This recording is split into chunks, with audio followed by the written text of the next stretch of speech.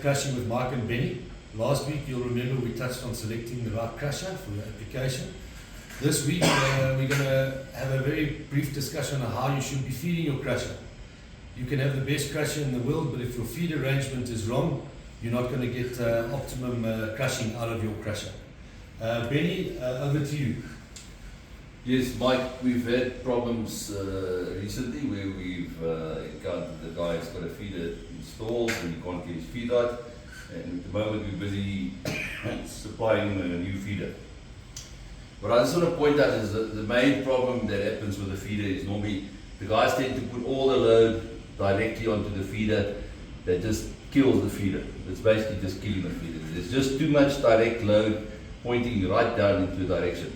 You have to get they call it the long S, and if you look at the idea on the right hand side, is basically a much shorter chute but bigger, and your gap that actually allows it to come to the front. So in other words, with a 45-degree angle plus minus, that will be bent forward.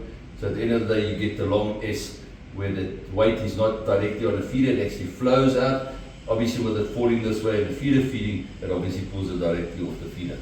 Thanks, Bennie. Thanks, guys. As you can see, critical to have your flow right, not just to crushers, onto conveyors, onto screens. I hope we've managed to teach you something today.